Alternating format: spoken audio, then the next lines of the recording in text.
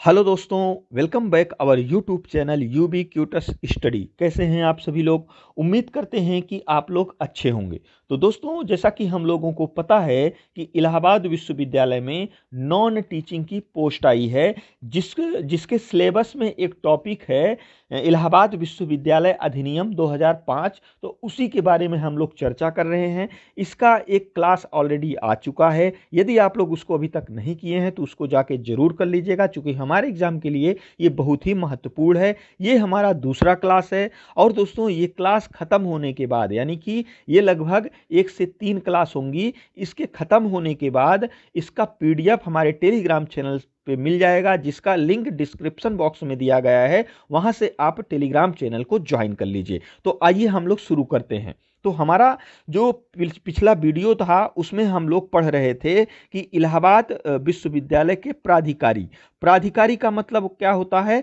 ऐसे अधिकारी जिनको कुछ अधिकार प्राप्त हों, वही प्राधिकारी होते हैं। तो दोस्तों, इलाहाबाद विश्वविद्यालय में कुछ ऐसी समितियां हैं, सभा हैं, परिषद हैं, जिनको कुछ अधिकार प्राप्त हैं, जिनके द्वारा विश्वविद्यालय का जो है सुचारू रूप से संचालन किया जाता है। तो उसी के बारे में आज हम लोग चर्चा करेंगे। तो इसमें जो पहला टॉपिक है वह है सभा। सभा क्या होती है? तो सभा की दोस्तों जो अध्यक्षता है वह कुलाधिपति करता है। कौन करता है? कुलाधिपति। और दोस्तों, जो सभा है इसका जो कार्य होता है वह होता है विश्वविद्यालय की नीतियों और कार्यक्रमों का समय समय पर जांच करना और विश्वविद्यालय के सुधार और विकास के लिए उपाय सुझाना। यानी कि जो ये सभा है इसका जो मुख्य कार्य है वह है विश्वविद्यालय के विकास के लिए नीतियां, मतलब यानी कि जो विश्वविद्यालय के विकास के लिए नीतियां बनी हैं, वे नीतियां और कार्यक्रम विश्वविद्यालय की प्रगति के लिए कितने सफल हुए हैं इसकी समीक्षा करता है। और यदि इन नीतियों में सुधार की आवश्यकता है तो सभा द्वारा इसका जो है सुधार किया जाता है। यही होता है सभा। हमारा जो अगला टॉपिक है वह है कार्य परिषद। कार्य परिषद क्या होता है? तो दोस्तों, यह विश्वविद्यालय की मुख्य कार्यपालिका होती है। कार्यपालिका का नाम आप लोगों ने सुना होगा। दोस्तों, जो सरकार होती है उसमें 3 प्रकार के ढांचे होते हैं, जिसमें पहला ढांचा आता है जो होता है विधायिका। विधायिका का कार्य क्या होता है? तो विधायिका का कार्य होता है संसद में कानून बनाना। ठीक है, कानून बनाना। और दोस्तों, कार्यपालिका का कार्य होता है उस कार्य को, यानी उस कानून को लागू करना, लोगों तक पहुंचाना और कानून व्यवस्था को बनाए रखना। वही कार्य यहाँ पर यूनिवर्सिटी में कार्य परिषद का होता है। यानी जो कार्य परिषद है वह विश्वविद्यालय के जो नियम होते हैं उसकी देख रेख करता है कि यह सही से लागू हो रहे हैं, इस पर सही से कार्य हो रहा है कि नहीं हो रहा है। इन सब सारी चीज़ों पर जो है कार्य परिषद नज़र रखती है। हमारा जो अगला टॉपिक है वह है विद्या परिषद। दोस्तों, विद्या परिषद जो होता है यह विश्वविद्यालय की मुख्य शैक्षणिक निकाय है। और विद्या परिषद विश्वविद्यालय की शैक्षणिक नीतियों का समन्वय का कार्य करेगी और उसकी जांच करेगी। यानी कि दोस्तों, ये जो विद्या परिषद है यह दोस्तों विश्वविद्यालय में हो रहे कार्यक्रमों को ध्यान में रखती है। यानी शिक्षा से संबंधित जो नीतियां बनती हैं उस पर ये जो है नज़र रखती है और उस नीतियों को ये जो है बनाती भी है कि जो वहाँ के छात्र हैं, विश्वविद्यालय के जो छात्र हैं, उनके जो पाठ्यक्रम होते हैं उनको जो है विद्या परिषद द्वारा तैयार किया जाता है। किस प्रकार के पाठ्यक्रम होंगे, छात्रों को किस प्रकार से उसको पढ़ाया जाएगा, इन सब सारी चीज़ों पर जो है विद्या परिषद की नज़र रहती है। हमारा जो अगला टॉपिक है दोस्तों वह है कुलाध्यक्ष। तो दोस्तों, कुलाध्यक्ष क्या होता है? तो दोस्तों, जो कुलाध्यक्ष होता है, सबसे पहले इसको जान लेते हैं। तो दोस्तों, जो कुलाध्यक्ष का पद होता है वह एक पदेन पद है। पदेन पद का मतलब क्या होता है? पदेन पद का मतलब ऐसे पद से है जो पद किसी और पद के मिलने से वह उस पद के लिए हकदार हो जाता है। ये आपको अभी समझ में नहीं आया होगा, हम इसको एक एग्जाम्पल से समझते हैं। जैसे हम लोगों ने एक नाम सुना होगा, क्या? सभापति। सभापति सभापति, सभापति का नाम हम लोगों ने सुना होगा।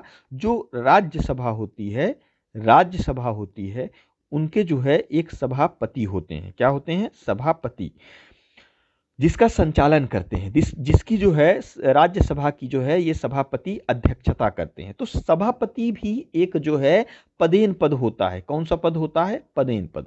पदेन पद का मतलब ये है दोस्तों कि जो उपराष्ट्रपति होगा वही दोस्तों सभापति होगा। लेकिन जो उपराष्ट्रपति का पद है यह एक पदेन पद नहीं है, इसकी एक प्रक्रिया है, चुनने की प्रक्रिया है। ठीक है, इलेक्शन होते हैं, इसके जो है जरिए उपराष्ट्रपति का चुनाव होता है। लेकिन ये जो सभापति होते हैं, ये जो उपराष्ट्रपति होंगे वही सभापति होगा। यानी कि ये जो सभापति का पद है यह एक पदेन पद है। इसी तरीके से जैसे प्रधानमंत्री हैं, प्रधानमंत्री ये जो है, जो भी प्रधानमंत्री होगा वही जो है नीति आयोग की अध्यक्षता करेगा। यानी नीति आयोग का जो अध्यक्ष होता है वह भी एक पदेन पद होता है। जो भी प्रधानमंत्री होगा वही नीति आयोग की अध्यक्षता करेगा। इसी प्रकार ये जो कुलाध्यक्ष होते हैं ये भी एक पदेन पद होता है। देश का जो राष्ट्रपति बनेगा वही दोस्तों सेंट्रल यूनिवर्सिटियों का कुलाध्यक्ष होगा, यानी कि विजिटर होगा। इसको जो है कुलाध्यक्ष को इंग्लिश में विजिटर कहते हैं। और दोस्तों जो कुलाध्यक्ष होता है इसका कार्य क्या होता है?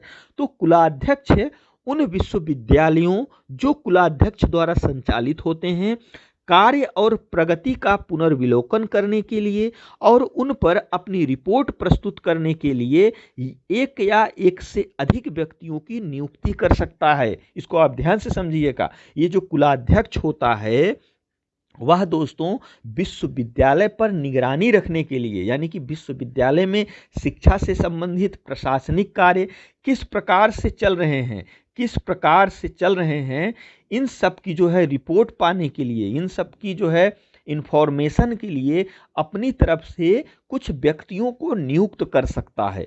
ठीक है, तो इसको जो है आप लोग याद रखिएगा। हमारा जो अगला टॉपिक है वह है विश्वविद्यालय के प्रमुख अधिकारी। अब विश्वविद्यालय के प्रमुख अधिकारी होते हैं जिनके द्वारा दोस्तों विश्वविद्यालय का संचालन किया जाता है। और इन जो है विश्वविद्यालय के जो अधिकारी होते हैं उनमें जो है सबसे पहले नंबर पे जो आते हैं वो होते हैं कुलाधिपति। कौन होता है? कुलाधिपति। फिर दूसरे नंबर पे कुलपति, फिर प्रतिकुलपति, संकायों के संकायाध्यक्ष, कुल सचिव और वित्त अधिकारी। ये सारे विश्वविद्यालय के अधिकारी होते हैं। तो दोस्तों इसके बारे में हम लोग अगली क्लास में चर्चा करेंगे। आज तक के लिए हम लोग यहीं पर रखते हैं। और दोस्तों यदि आप लोगों को यह वीडियो अच्छा लगा हो तो हमारे चैनल को जरूर सब्सक्राइब करिएगा। और दोस्तों वीडियो देखने के लिए आपका बहुत बहुत धन्यवाद।